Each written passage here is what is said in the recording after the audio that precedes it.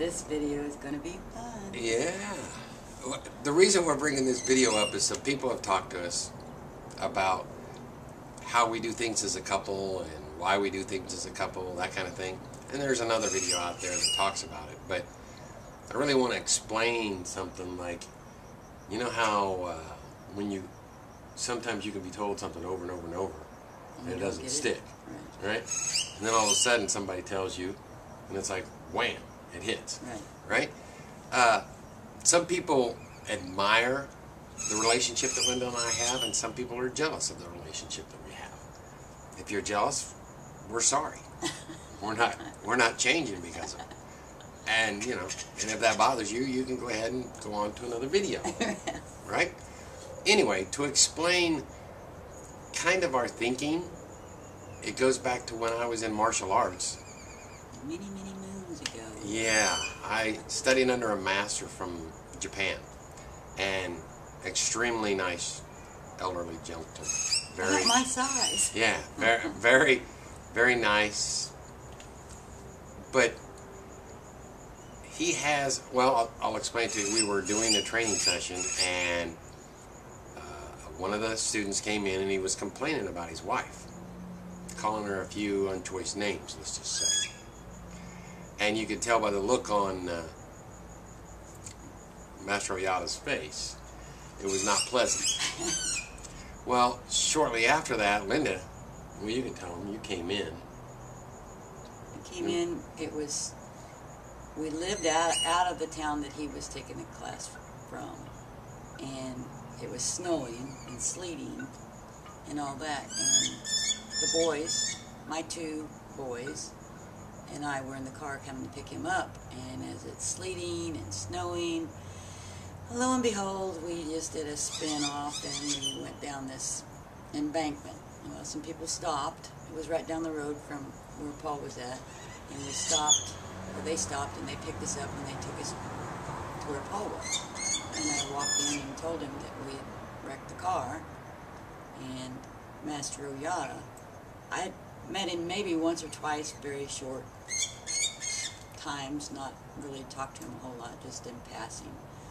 And when he found out what had happened, he just kind of like went nuts. And he thought I was in shock, so he started like patting me all over and asking me if I was okay and checking the kids out and everything.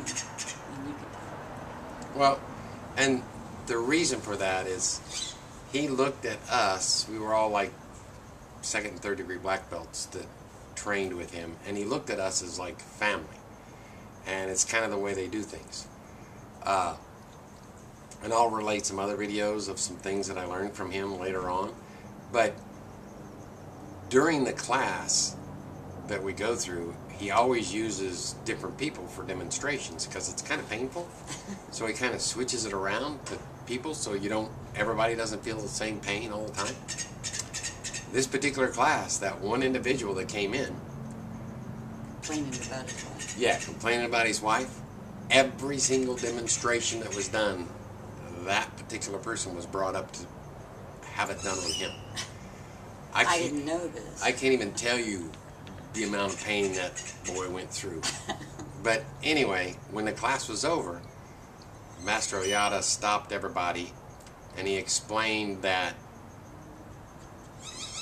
basically when you're a single person, you have like you're a man here and you're a woman here, right? So the man and the woman, they go through life, but at some point they get connected, and when they get connected, they get married. Once they get married, they form a bond and they become one. They're not separate. Nothing they do is separate. No separate bank accounts, no separate beds, no separate nothing. It's one, and you share as one. So, that being said, when the person came in and complained, Master Oyata went on to explain that if he hears one of us talking about our wives or our kids and complaining, it upsets him because he believes so much in us and loves us in general as children of his that he would never believe that we would make a bad choice for a wife. we would always make a good choice. So therefore, he never ever wants to hear any of us talking bad about our wives. Basically like talking bad about yourself. Right. And he went up to the person who had come in and made the remark and looked him straight in the face and said, "You do understand, right?" And he was, "Yes." So anyway, And then I come in. it stuck really hard with me, and it's the way it's been all of our lives. We are one. We are not, I mean, a lot of people wonder if we're connected at the hips. I don't think so. At times. But yeah, we just care for one another. It's just the way we are. Some people, you know, that's good, that's not so good for them, right? Right. Anyway, so that's about it. Better get off before this thing gets too long. Have a great day.